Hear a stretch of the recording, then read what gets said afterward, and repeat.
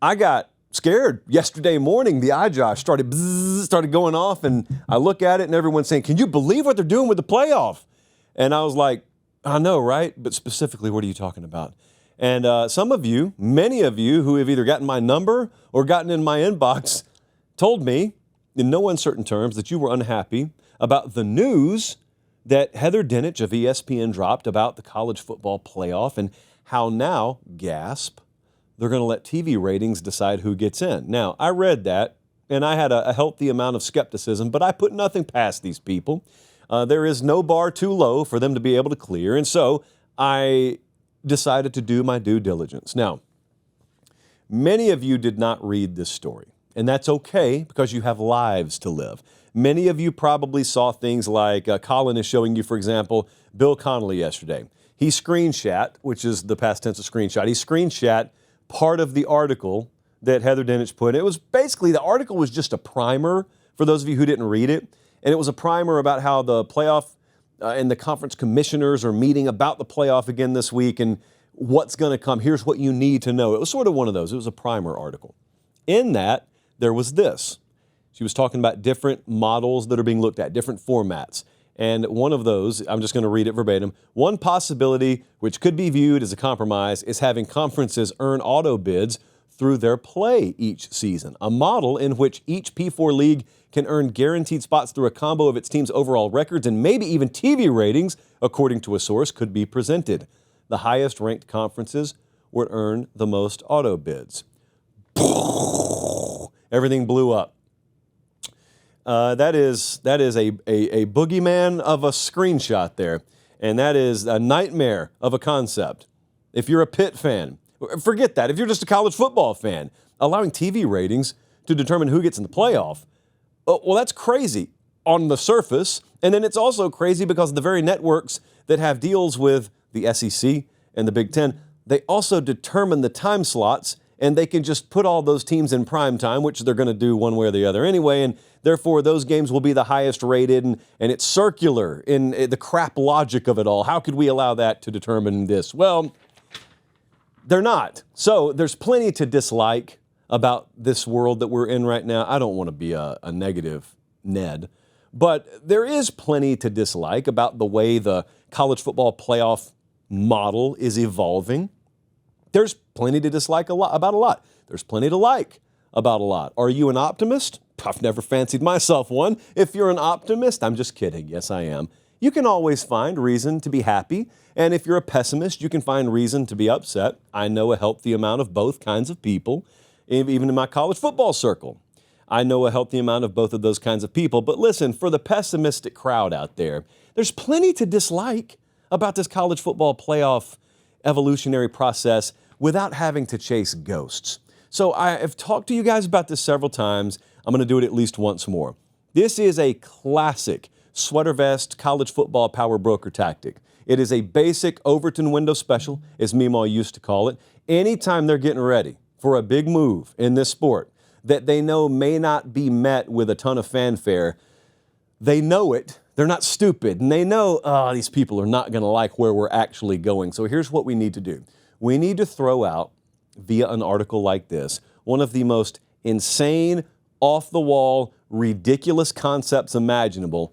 Let them marinate on it for a good week. Let them talk about how terrible it'd be, and then let's proceed to pretend like we acquiesce to their concerns, and we table the ridiculous request that we were never going to entertain to begin with, and then we'll toss them the real concept, and at that point, they'll be so worked up about the ridiculous concept we put out there that by comparison, the real one we were going to go with all along doesn't seem so bad. Guys, they've done this several times before. They've done it 1,000,000 times before. This is just 1,000,001. They're not going to let TV ratings determine how they see the playoff. Now, here's what is going to happen. Hey, quick time out. Check and see if you're subscribed to the channel. If you're not, make sure you do. It's free. It doesn't obligate you or sign you up for anything. It just helps us keep the channel free. All right, back to the show. And kind of what Heather Dinich was talking about all along anyway. What is going to happen is the biggest, most powerful leagues are going to have the most seats at that table.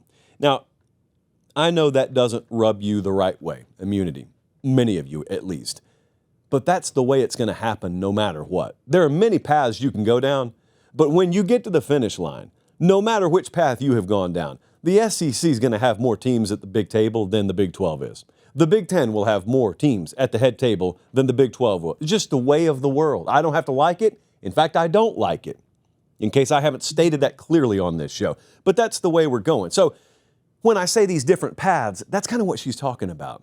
What they're arguing about right now, for those of you who are late to the party, you might want to stay outside for a little while longer, but those of you who are late to the party, what's happening is we got this upcoming year, and then we got a whole new world. You might as well write a Disney song and use it as the audio bed for it. We got a whole new world coming up, and they're trying to decide what that world's going to look like. And it sounds like they need to decide that by this December. What is 2026 and beyond going to look like? And they're meeting about it. It seems like every day, but in reality, it's been a few meetings. They'll have like 3 or 4 of them, and then they'll get together and they'll let us know what our sport is going to look like. And what they've been tossing around lately is expanding from 12 teams in the playoff to 14 teams. They don't just want to do something crazy like take the 14 best teams in the country. Instead, what they want to do is they want to guarantee a certain amount of slots in the playoff per conference. SEC gets 4, Big 10 gets 4, ACC gets 2. I'm not giving you the specific plan because the specific plan doesn't exist. That's the concept. And now they're trying to hash out what specifically is it going to look like. Now, for a long time, I was totally against the concept of auto bids. But I was against the concept of expanding the playoff because, as I told you guys many times, it wasn't just expanding the playoff. It was who was going to be in charge of the expanded playoff, what the actual reasons were for expanding the playoff, and how there was never an off button once you started expanding it because the people's motivations for expanding it were different than your motivation at home who just wanted to see a little bit more football in December. But that's already happened. That's in the past. So I can't argue about that. I can't complain about that anymore. But now, given that we are where we are, I have 180'd on my feel about auto bids. If you're going to tell me I've got to accept a 14-team playoff, I care about the regular season in college football. So you'll never change that about me. The playoff is secondary to the regular season for me.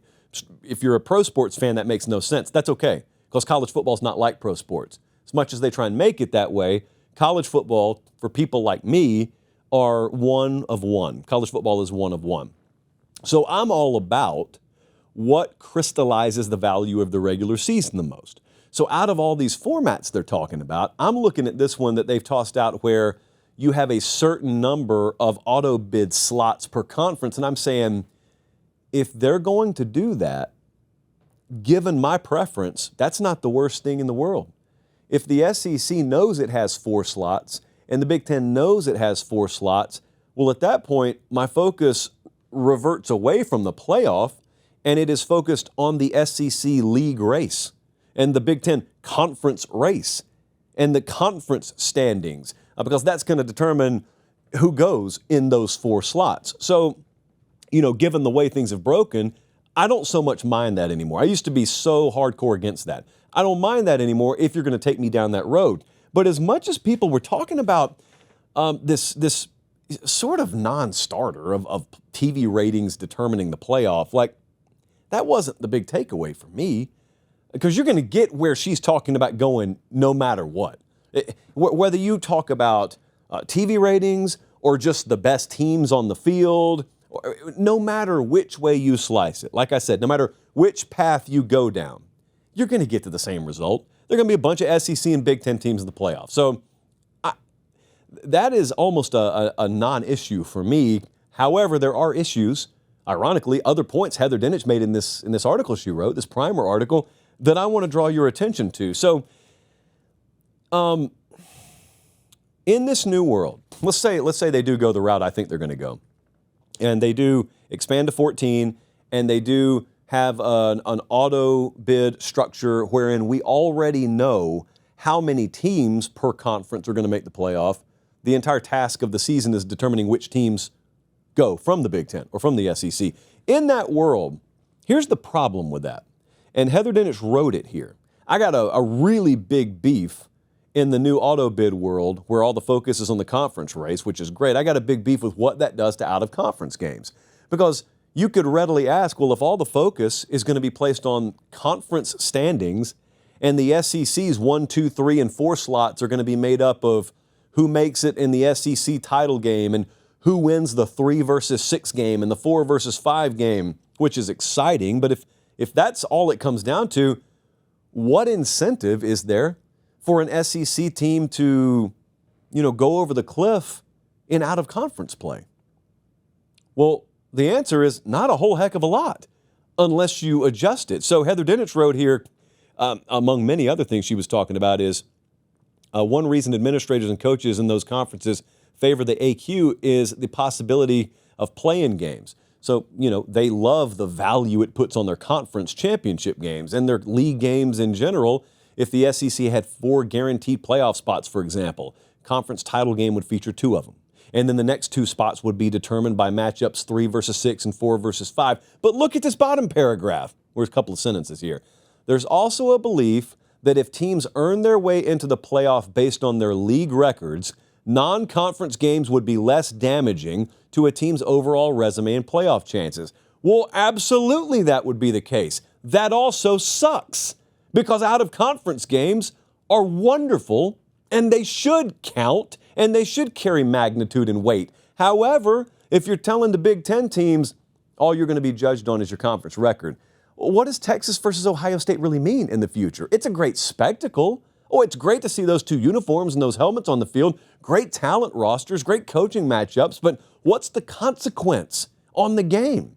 It's tantamount to a preseason game in value.